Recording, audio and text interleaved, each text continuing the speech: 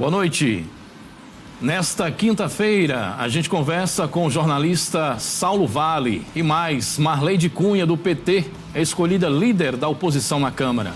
O cenário político está no ar.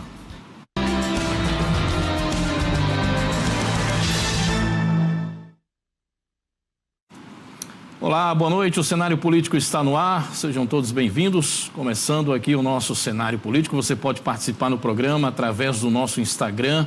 Você já sabe, né? O nosso endereço aí no Instagram, Cenário Político TCM, pelo WhatsApp 98802-8941. Você participa aqui conosco. Olha, e atenção você, motorista que precisa passar pela Presidente Dutra. A avenida está interditada para a duplicação das pontes. Você deve ficar atento às rotas, às alternativas. Bom, a reportagem a gente vai saber agora com Emanuela de Souza. Desde as 5 horas da manhã desta quinta-feira, a Avenida Presidente Dutra está interditada devido ao trabalho de duplicação que está sendo feito nas pontes. Todo esse processo levará tempo, sendo assim o bloqueio vai permanecer pelos próximos dias. Nós tínhamos, teoricamente, uma via duplicada, mas na prática essa duplicação não existia, porque tinha um afunilamento na altura das duas pontes. Então, essa duplicação ela é necessária para praticamente terminar um projeto que não foi bem acabado, que ele não teve uma finalização. A partir desse momento, nós temos uma via duplicada que vai dar suporte às pessoas se deslocarem bairro-centro e centro-bairro com maior facilidade. Mesmo com a divulgação antecipada do bloqueio, muitos motoristas ainda foram pegos de surpresa ou tentando achar uma brecha para atravessar a avenida. A orientação é para que os condutores fiquem atentos às rotas alternativas. Devido à alteração no trânsito, como sendo uma das principais alternativas, a Avenida Leste-Oeste concentrou um forte fluxo de veículos nas primeiras horas da manhã. O motorista deve redobrar a atenção. A orientação que hoje nós damos para os condutores é mais um pedido também de contribuição e colaboração. Como é que ele contribui e como é que ele colabora? Tem que vir para a Presidente Dutra, baixa velocidade, o máximo de atenção. Não tem diretamente algo que tem que ser resolvido na Presidente Dutra. A gente solicita que procure as outras regiões, como a Coelho Neto e a Avenida Leste-Oeste, para fazer o seu deslocamento. Também nessas vias, andar com baixa velocidade, o máximo de atenção e também, se possível, sair mais cedo de casa, elaborar aí um transporte de forma compartilhada com os amigos para diminuir também a quantidade de veículos que vão estar transitando na Avenida Leste-Oeste e também na Coelho Neto. Assim que o serviço aqui da ponte for concluído, a obra vai avançar e aí as equipes vão trabalhar na duplicação de uma segunda ponte, para que assim a Avenida Presidente Dutra fique de fato duplicada. De acordo com o diretor de Mobilidade Urbana, Luiz Correia, o prazo de conclusão dos serviços é até o dia 23 de janeiro. O prazo de conclusão da obra é estimado até o dia 23. Por que estimado? Porque depende também do tempo. A gente acredita que mesmo com chuvas que não sejam tão fortes, a gente consiga entregar a duplicação da ponte no dia 23, ficando pequenos acertos na parte estrutural da ponte, que não impede de liberação da via. Aí, portanto, a reportagem da Emanuela de Souza e nosso Luiz Correia, diretor de Mobilidade Urbana aqui de Mossoró. Portanto, até quinta-feira, né, você já sabe, todo aquele itinerário ali da ponte da Presidente Dutra, nas imediações ali da Ilha de Santa Luzia, né, agora com esse contorno, esse desvio aí, como foi bem informado aí na reportagem, até a próxima quinta-feira. Olha, e o governo federal voltou atrás em relação à norma da Receita que aumentava a fiscalização do Pix. A mudança determinava que a Receita Federal recebesse dados de operadoras de cartão de crédito, instituições de pagamento, como bancos digitais e transações via Pix. Só movimentações mensais acima de R$5.000 para pessoas físicas ou 15 mil para empresas seriam informadas, segundo o governo. O objetivo era identificar irregularidades e reforçar o cumprimento das leis tributárias. Após a repercussão negativa causada aí pela divulgação da medida, o governo decidiu revogar essa resolução. Um novo projeto nesse âmbito será encaminhado ao Congresso por meio de medida provisória. Portanto, Tá aí, essa repercussão foi a notícia da semana, né, que gerou aí grande alvoroço, todo mundo comentando, gerou polêmica, algumas acusações de fake news, né, parte do governo falava uma coisa, a oposição dizia outra, mas a grande realidade é que causou realmente um alvoroço e uma polêmica generalizada, né, numa situação bancária, né, onde o governo, a Receita, já fiscalizava os bancos tradicionais, estava estendendo essa fiscalização, esse monitoramento, né, para outros meios de transação financeira, como as maquinetas, como o próprio Pix, os bancos digitais e também os cartões de crédito. Não pegou bem para o governo e esse é um dos assuntos que nós vamos começar também agora aqui com o nosso amigo, nosso colega, o jornalista Saulo Vale. Boa noite, Saulo. Bem-vindo aqui, viu, meu amigo? Vamos lá, viu? Boa noite para você, Tássio Araújo. Uma alegria estar aqui com você nesse momento. Pois é, Saulo. Diga aí para a gente qual a sua opinião, em princípio, sobre essa questão. Como é que você viu essa polêmica envolvendo a decisão técnica, burocrática da Receita Federal, né, que causou esse alvoroço todo, né, na sociedade brasileira? A gente sabe, no Brasil são mais de 100 e poucos milhões de trabalhadores. Desse contingente, quase 30 milhões estão na informalidade. E, ao que nos parece, o governo estava de olho nesse pessoal, a Receita querendo, claro, evidentemente, melhorar a sua arrecadação e fazer com que esse público, essa massa, se formalize, né? Diga aí, Saulo, o que é que você pensa de tudo isso? Olha, do ponto de vista político, Tássio, foi um desastre completo para o governo. Nesse governo Lula 3, a gente não tinha tido ainda uma crise tão profunda quanto essa, que furasse a bolha, que fosse além do que o governo muito esperava. Até a oposição viu que havia lastros de mexer, de se articular dentro dessa questão e conseguiu furar, a própria oposição conseguiu furar a bolha e aí abocanhar certos círculos que antes o governo ainda tinha certa penetração. O governo viu que estava numa sinuca de bico, não tinha mais o que fazer, e aí o que é que aconteceu? O novo ministro da Comunicação, que é agora a aposta do governo Lula para melhorar a comunicação, que é um desastre, né? A gente viu essa questão aí, mostra que a comunicação do governo... Não funcionou. Não funcionou, foi um desastre. Uma medida técnica, fim, burocrática, né? que foi jogada... Que foi jogada de qualquer forma, que depois o governo, peraí, não é bem assim, aí não adiantava mais. Ali não adiantava mais o governo mexer. Não adiantava mais campanha publicitária milionária em rádio, televisão e blog, portal. Não adiantava mais os delegados das Receitas Federais dos estados irem à coletiva de imprensa. Não adiantava, ali já era uma guerra perdida para o governo. O que é que o governo fez e calculou? O Sidônio Palmeira foi lá para o Lula de manhãzinha, teve uma reunião e disse, olha, a coisa está feia. Nas redes sociais está aqui, a gente está só levando peia e a defesa aqui é mínima. A gente precisa reagir. E qual é o melhor caminho? Revogar. O governo, então, foi justamente para a estratégia de redução de danos. Entre continuar apanhando e esse assunto continuar se proliferando nas redes sociais e entre a gente ser criticado por recuar, por revogar, nenhum governo gosta de recuar, mas às vezes se vê forçado, como foi de fato, vamos nessa segunda opção, porque essa daqui vai nos trazer menos danos políticos. Você acha, eu comentei na rádio aí, Saulo, eu não sei o que foi pior, se foi a divulgação do jeito que foi feito ou se foi o passo atrás, um recuo depois do governo, depois da repercussão. Claro que a gente está numa arena política, né? Tem os grupos políticos, houve muita desinformação, evidentemente, mas é preciso também levar em consideração que o povo também tem que ser ouvido nessa questão, né? Teria que ter sido melhor trabalhada. Concordo plenamente, teria que ser trabalhado desde o início, né? O governo, ele meio que achou que não ia dar tudo isso, achou que seria uma daquelas crises que com 2 ou 3 dias ia arrefecer. Não foi o que aconteceu. A crise tomou volumes desproporcionais e causou a crise que de fato se estabeleceu. Você acha que foi a maior crise do governo Lula até o momento? A maior crise do governo Lula 3 foi essa, e o governo se saiu muito mal. É um ano pré-eleitoral, o ano de 2025 começou, e o governo já começar tão mal assim, foi de fato o que ocorreu. A medida do governo recuar, acertou, mas, ao meu ver, é uma medida acertada diante do que já estava estabelecido. Como eu disse aqui, ou o governo continuava apanhando E isso ia respingar no mercado financeiro, no sistema financeiro, porque aos poucos o povo ia voltar a querer sacar dinheiro no banco, os comerciantes iam deixar o Pix de lado, aquela coisa toda, os cartões de crédito iam perder, apesar de terem apoiado a norma da Receita Federal, ou então o governo recuava e daqui a 2, 3 dias esse assunto já vai ser pauta lá atrás, vai ser só uma pauta pequena, um Twitter ou outro, ninguém vai mais lembrar disso.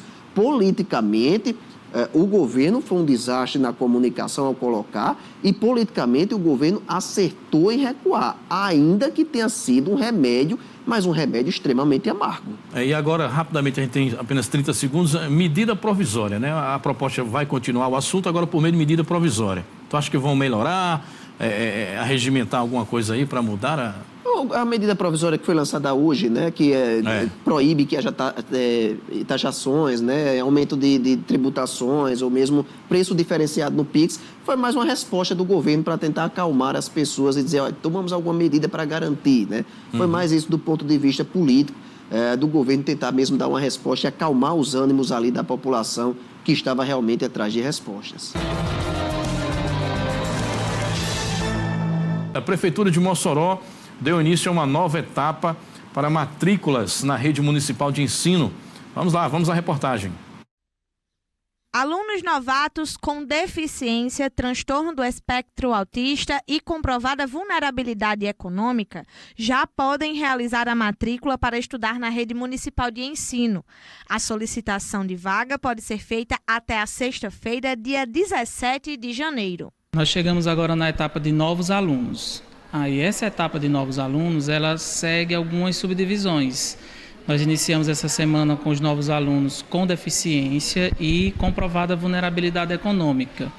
Esse aluno dessa semana, então, precisa comprovar a deficiência com o laudo médico e a vulnerabilidade econômica com a folha resumo do cadastro único com a renda per capita de até R$ 218. É importante destacar para os pais, para a comunidade em geral, que a Rede Municipal de Ensino trabalha com a formação do cadastro de reserva. O pai, ao entrar no portal de matrículas e selecionar a etapa e a escola, né, que ele quer matricular aquele aluno, caso não tenha vaga, vai aparecer um indicativo, não há vagas, e um link com o nome Cadastro Reserva. Ele vai clicar nesse link e vai preencher todas as informações que são solicitadas lá.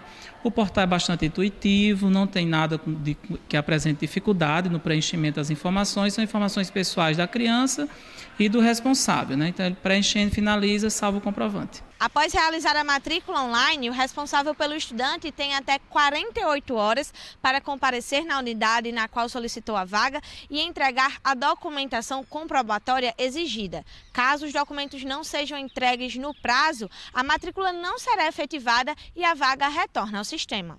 O calendário de matrículas segue até fevereiro. A Secretaria também disponibiliza um cadastro reserva online para vagas por unidades e por turma. Para os pais que estão tendo alguma dificuldade ou alguma dúvida, vocês também da Secretaria e nas escolas também podem dar esse suporte? As nossas unidades de ensino, embora esteja no recesso acadêmico, o recesso é acadêmico, né? As unidades de ensino continuam funcionando com a parte administrativa, então estão todas abertas nesse momento para atender a população em geral. Aquele pai, aquela mãe que tiver dificuldade pode procurar a escola. Tanto dificuldade de ter o acesso à informação, como de ter acesso à tecnologia, né? Não estou conseguindo fazer, então ela pode ir à escola e ter esse suporte para fazer diretamente na escola, mas funciona 100% digital. Ele entra no portal da Prefeitura, vai até a aba Educação, depois entra no portal Sigeduc e lá vai seguir com a sequência já informada. Muito bem, está aí as matrículas, né, para os alunos novatos da rede municipal de ensino. Você que é pai, que é mãe, né, é bom ficar atento. Olha, o Executivo Municipal deve encaminhar à Câmara a proposta de reforma administrativa. A proposta a medida prevê a criação de novas secretarias, como a Secretaria de Gestão de Pessoas e também a Secretaria de Meio Ambiente, que vai se desmembrar da Secretaria de Serviços Urbanos. As novas pastas já foram anunciadas com seus respectivos titulares pelo prefeito Alisson Bezerra. Em entrevista ao programa Cenário Político, o vereador Alex do Frango, líder da bancada governista, disse que a proposta deve ser votada em sessão extraordinária nessa semana. Só tem até amanhã, então, Saulo Vale. Eu estava vendo aqui também, já teve algumas modificações, né? Mas eu estava conferindo aqui, Saulo, inclusive algumas que estão pendentes, né? Existe aí uma expectativa de que a lupa do prefeito está ampliada. Alguns secretários já foram conversados, inclusive, sobre questão de mudança. Setores como a Previ, Mossoró, Consultoria Geral, Ouvidoria, Secretaria de Esportes também, Secretaria de Programas Estratégicos, Ação Social e Cidadania. Essas mudanças devem ser definidas até o final de janeiro, Saulo. E você concorda? Como é que você vê essas mudanças, essas mexidas aí de cadeiras que teremos aí para a gestão Alisson.2? Vejo com muita naturalidade, Tássio, apesar de ser a continuidade do governo Alisson, né, o prefeito continua o mesmo, mas é um segundo momento, é uma segunda gestão. O prefeito quer dar, isso é natural, repito, uma oxigenada, uma mudada em alguns setores, e alguns setores estratégicos, importantes para a gestão. Tem setores aí que precisam melhorar, precisam de ajustes. Não é que está tudo bem, né? Nunca estará em nenhuma gestão. Nunca estará tudo bem em nenhuma gestão.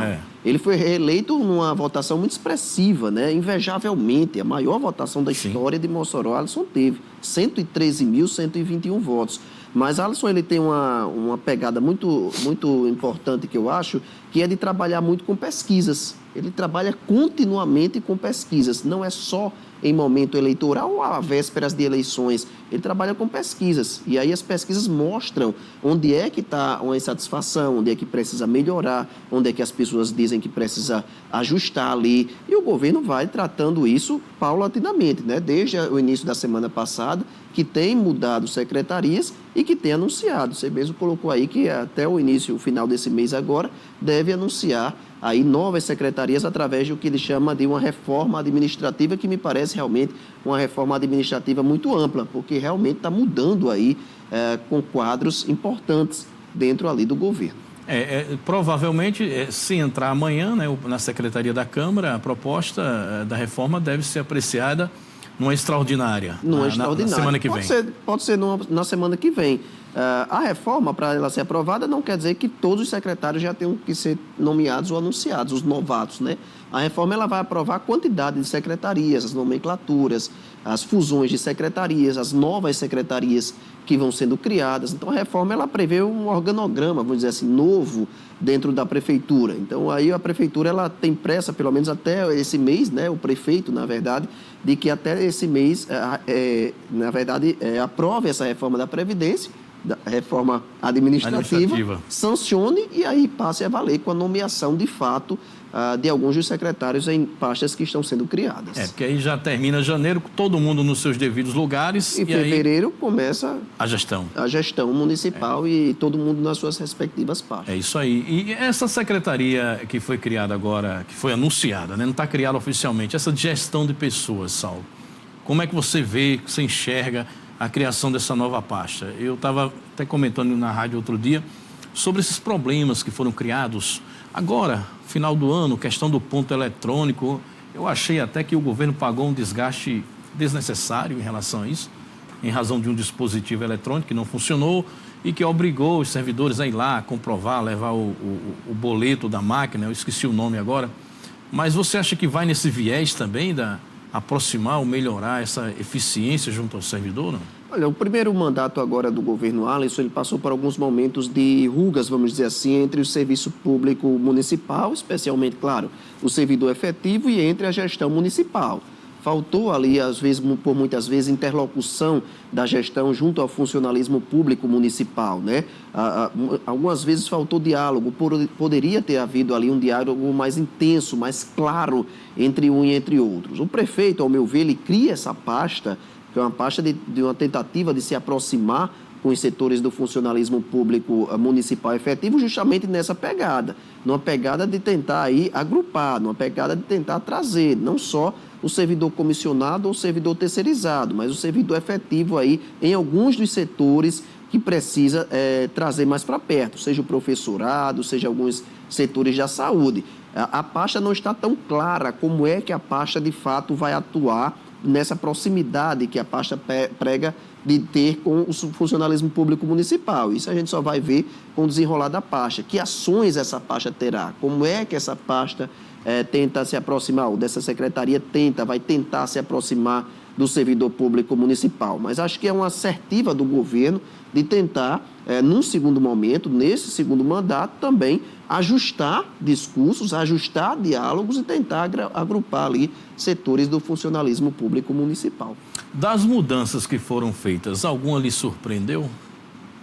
Eu estava comentando também isso com os colegas na rádio, que eu achei, por exemplo, a mudança da pasta de cultura. A gente sabe que tem toda uma engrenagem por trás, tem também, às vezes, interesses outros, né? A própria estratégia do gestor, que é necessário mudar de vez em quando. Mas a pasta de cultura, por exemplo, que foi entregue ao Frank Felizardo, que é gestor, estava na economia, foi para a cultura e pegou ali uma situação meio que delicada, fazer o Cidade Junina. Fazer o Cidade né? Junina. E se saiu muito bem. Eu achava até que o secretário de Cultura a pasta de Cultura ficaria na mão dele. Pois é, Tássio, eu acho que essa mudança, na verdade, essas mudanças, elas mostraram que não tem ninguém que não possa ser demitido, não possa ser retirado do lugar para que outro venha, né? A gente viu várias surpresas, né? Alguns nomes que a gente não esperava, ou mesmo que a gente não conhecia, que passaram a circular, ou que já circulavam nos bastidores, mas a gente que acompanha não conhecia tanto de público esses nomes que circulavam. E houve, claro, mudanças que foram surpresas, foram surpreendentes para a gente, mas que vem nessa pegada, vem nesse aspecto de trazer aí realmente uma oxigenação maior do governo, mudanças, ajustes e de mostrar assim, é um segundo momento, né? É a continuidade, mas é um novo momento. A gente precisa trocar ali palavras-chave de secretarias, secretários-chave, precisa trazer aí, precisa agrupar mais gente que estava de fora, né? Você deu a sua contribuição durante os 4 anos, foi o Frank Felizardo, gerenciou bem tanto a Secretaria de Desenvolvimento Econômico, reabertura de Praça da Convivência, etc., quanto a questão do Mossoró Cidade Junina, mas naturalmente o tempo acaba, né? Sim. Um dia o meu, como jornalista, vai acabar. Sim. Os ciclos se fecham e abrem outros. Os ciclos vão se fechando, se abrindo. Então, numa gestão municipal, se você não é servidor efetivo, ou mesmo na estadual, na federal, você está num cargo de confiança, você entra e você, caso o gestor ache que precisa alterar por algum motivo, algum componente político-administrativo, ele pode fazer isso.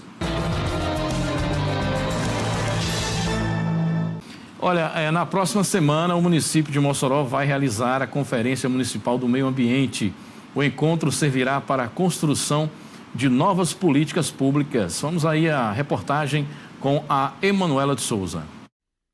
Vamos então falar sobre essa conferência e para isso eu converso agora com a gerente executiva de Educação Ambiental do município, Zildenice Guedes, que é quem traz os detalhes. Zildenice, o que é essa conferência e qual o tema que ela traz?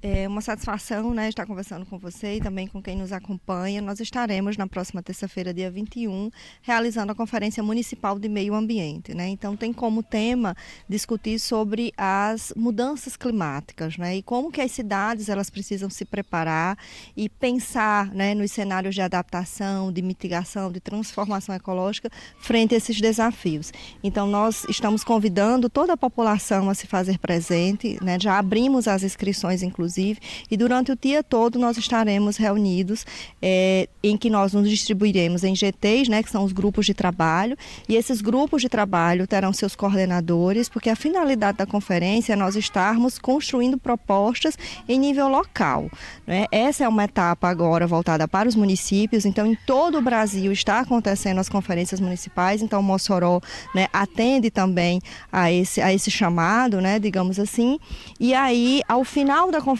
nós estaremos construindo um documento consolidado com base em propostas que serão levadas para a etapa estadual para depois seguir para a etapa nacional. Então é um momento de diálogo, é um momento de fortalecimento da governança participativa, essa também é a finalidade da conferência, né? Então convidar todos os segmentos da cidade para pensar em futuros que sejam possíveis frente a esses desafios que nós temos hoje. Para quem está em casa nos acompanhando, quer participar, como é que faz para acessar e garantir uma inscrição? Nós já disponibilizamos um link de inscrição, né? Então está na nossa matéria, no nosso canal institucional. Então é só acessar o nosso site e vai estar lá disponível o formulário para inscrição. Então os dados são super tranquilos, então é só acessar e garantir a sua participação na terça-feira. Obrigada. Zildenice Guedes, ela que é gerente executiva de educação ambiental aqui no município. Fica aí essa provocação, esse convite para você que está em casa a participar dessa conferência do meio ambiente. Emanuela de Souza para o Jornalismo TCM. Obrigado, Emanuela. Está aí, portanto, importante, né, o meio ambiente, né, essa conferência municipal que vai envolver aí todos os agentes que tratam da causa do meio ambiente aqui em Mossoró.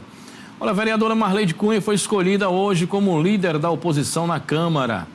A vereadora petista teve indicações favoráveis de Plúvia Oliveira, também do PT, né, do vereador Doutor Cubano, PSDB, e do vereador Jailson Nogueira, do PL.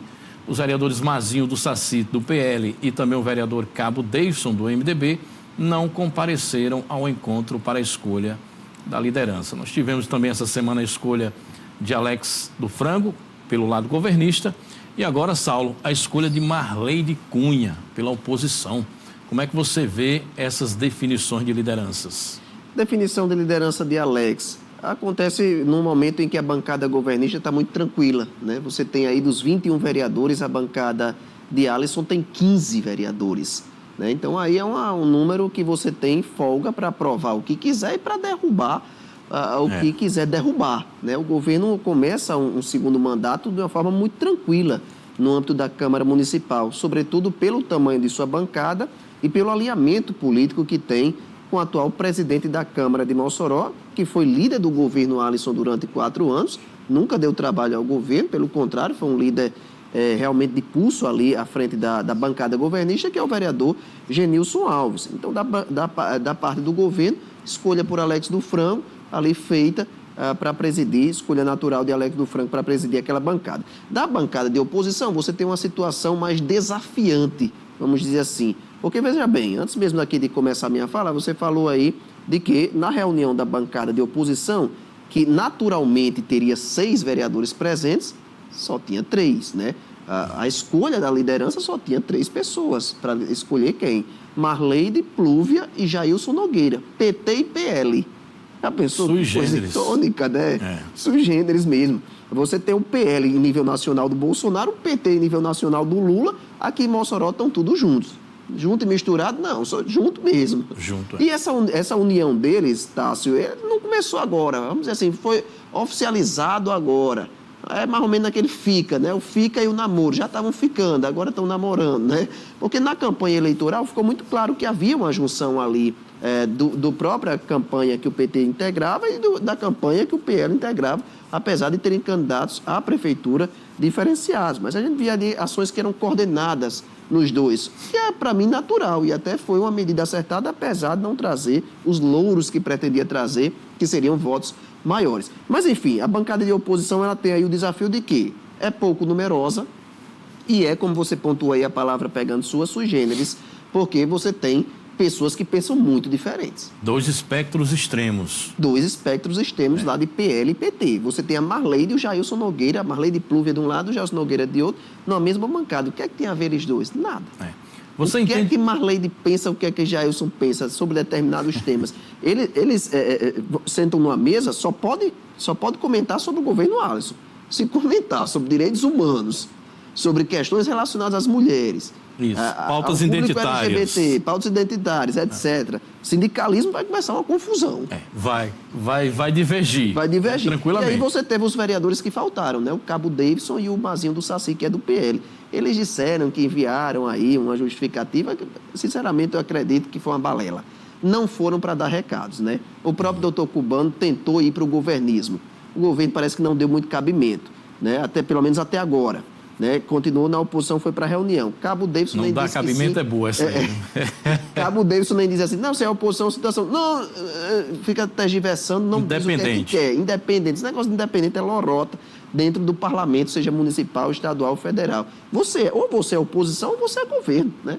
Não tem essa de independente. Ninguém é independente no parlamento. Você tem que se posicionar. Cabo Davidson não foi, não é porque ele tem outro compromisso, porque ele não quis ir, né? Ele Você acha que é um corporativismo já dentro desses 15 que foram eleitos, digamos assim, a porta... Ó, pessoal, a porta já está fechada aqui, já deu. Já coube todo mundo, não dá mais para entrar ninguém. Eu acho que o governo está numa situação tão confortável que ele pode escolher, né? Ele pode escolher. De dizer Folgado. assim, nós já temos 15 aqui, né? Se for uma bancada... E o que é que aconteceu? Se você lembrar, Tássio, no início do governo Allison 1, né? Você teve uma bancada, eram 23 vereadores, 19 eram da bancada do governo. 18, né? 18 eram da bancada do governo. Só 3 eram na oposição. O que é que aconteceu? Deu 3, 4 meses do primeiro ano do governo Allison, começou a haver resquícios de que haveria uma reviravolta, e ali os vereadores foram saindo, se descolando do palácio, formaram uma bancada enorme. A bancada que era de 3 da oposição ficou 7, né? Ficou uma bancada de um número grande de oposição. Acabou não surtindo efeito. É melhor você ter 15 fiéis à sua bancada do que você ter 19, 16, 17 dando trabalho, né?